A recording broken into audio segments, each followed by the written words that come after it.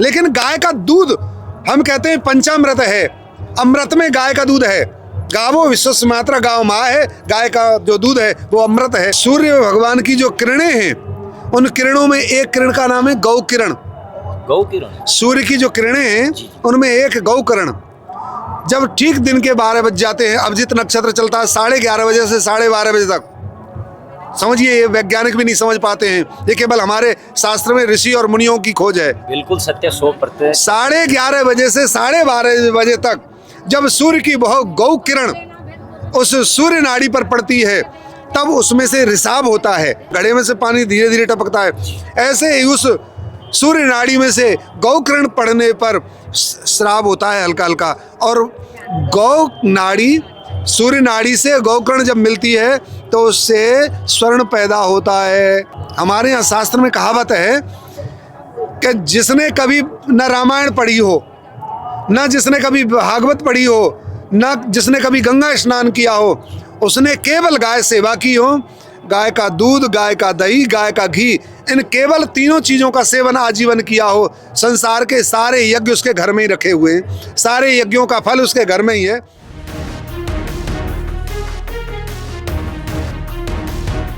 प्रणाम महाराज श्री।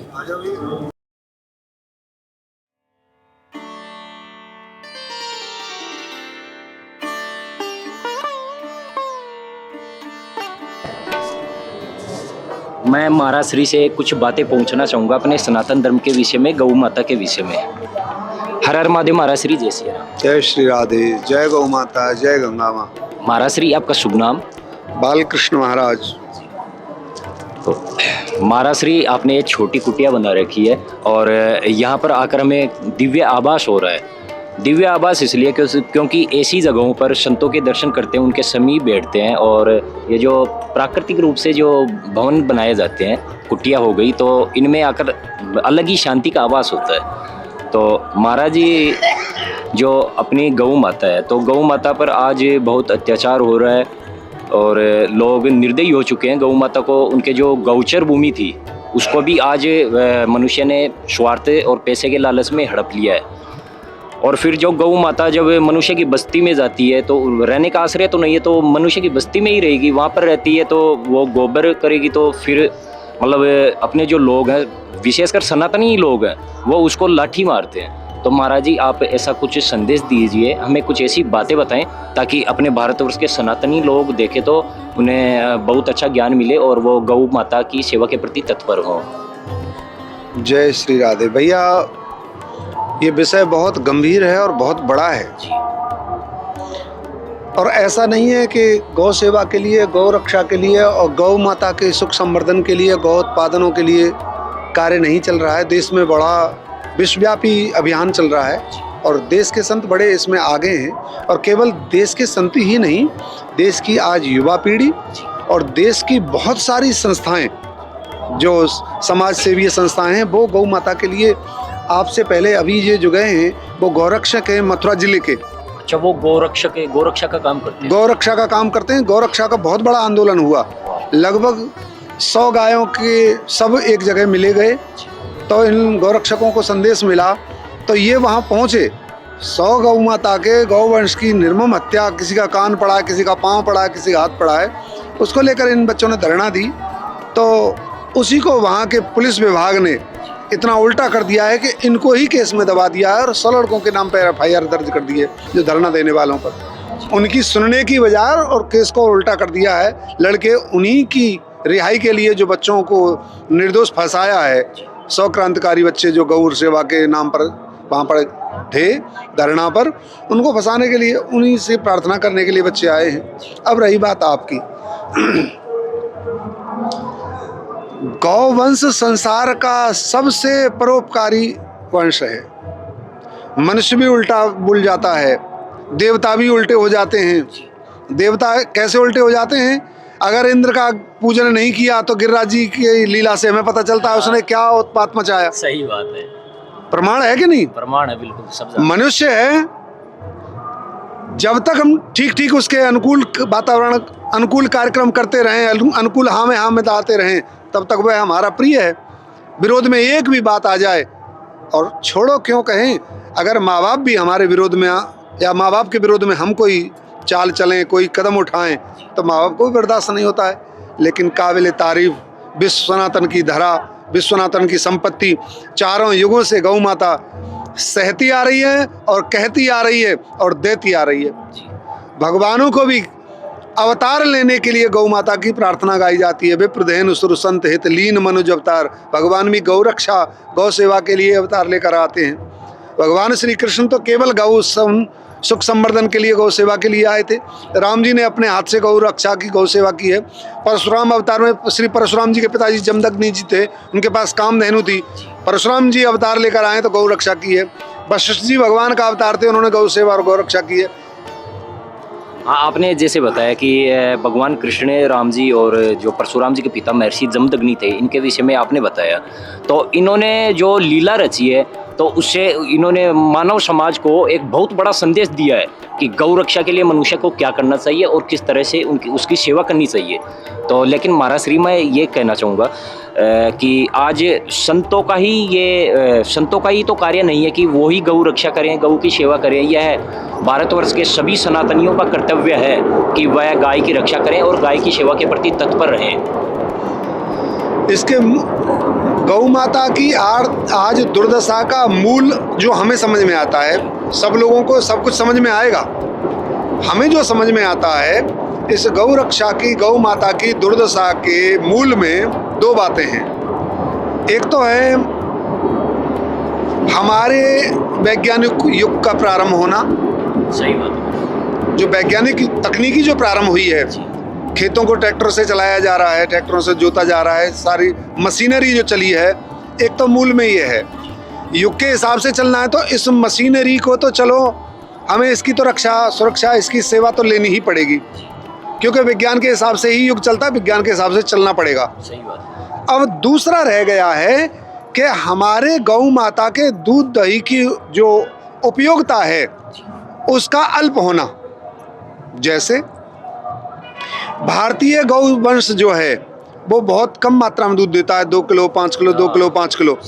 और ज़्यादातर गाँव में अब गौ माता हमारी देसी हैं, भारतीय गौ उसी को तो बोलते हैं, जो 2 किलो 5 किलो 1-2 महीना 2-3 महीना का दूध देने के बाद वो 2 किलो 1 किलो 250 ग्राम पर आ जाती है। तो अब दूध तो देगी 250 ग्राम और राशन पूरा पाएगी। तो ऐसे में सब रखना नहीं चाहते।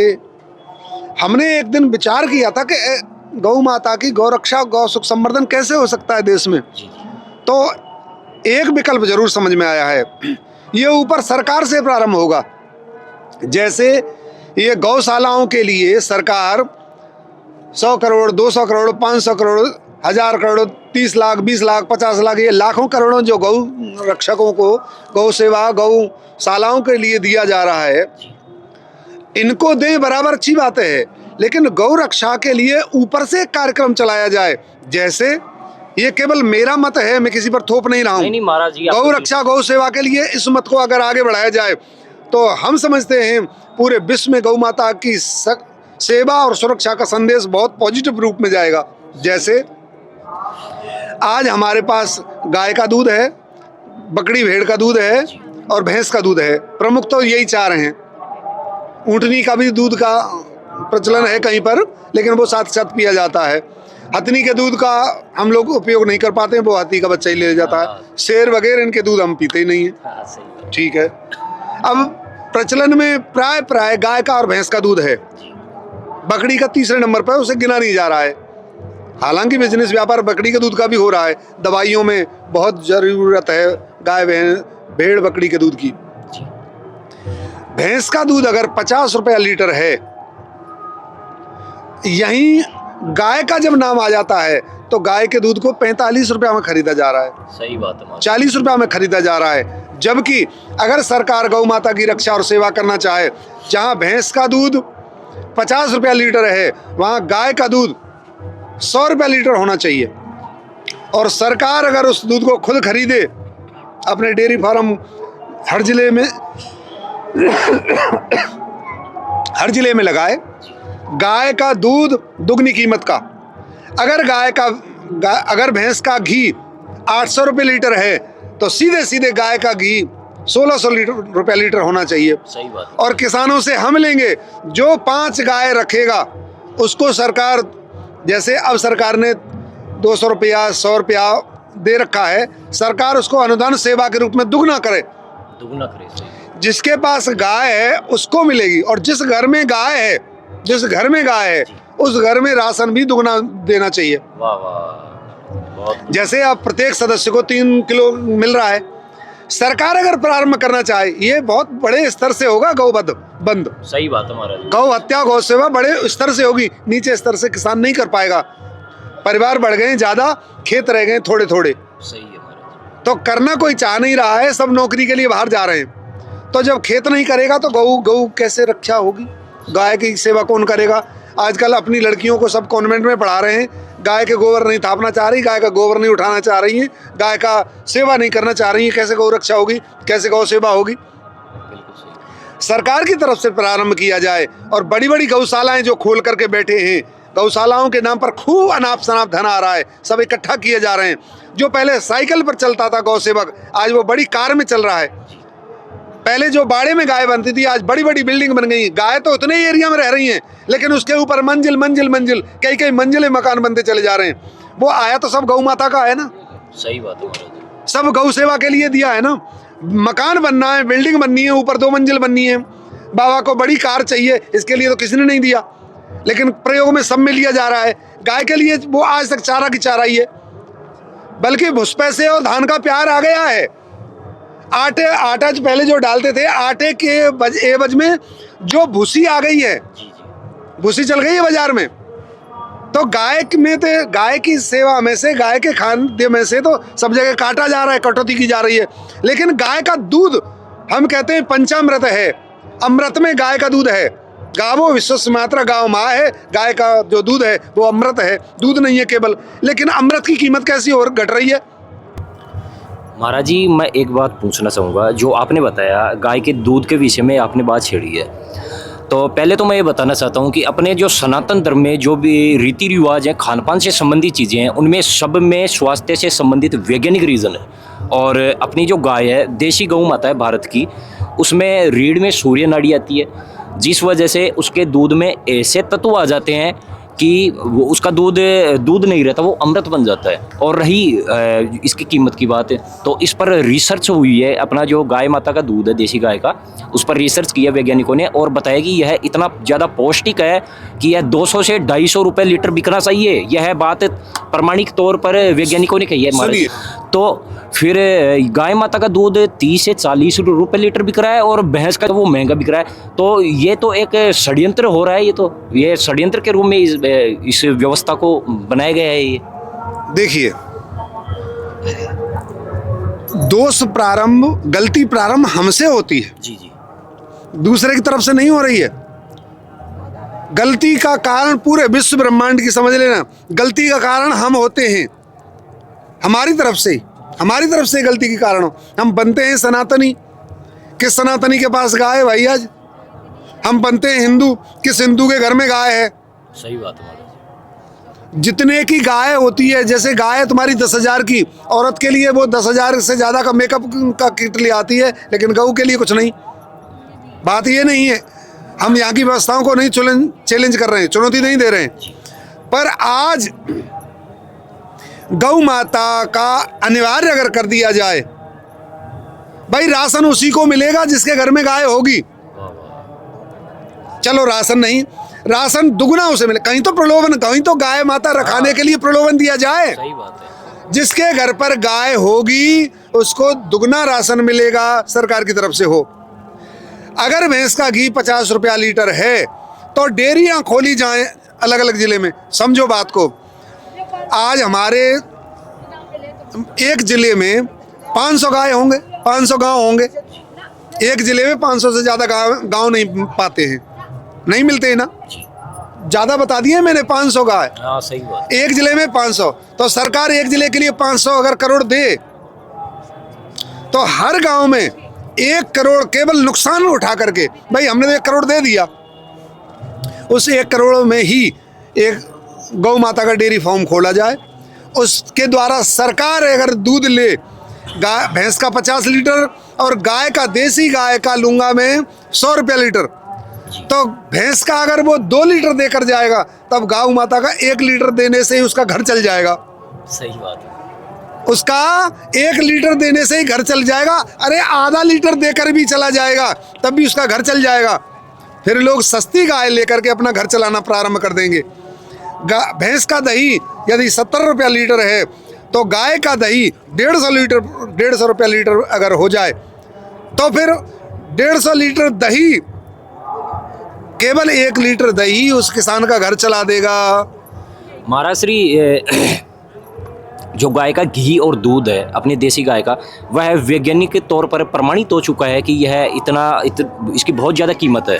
तो फिर भी उसके बावजूद इसकी जो कीमत है वो बहुत ज़्यादा गिरी हुई है। ये क्या क्या चक्कर है इसका?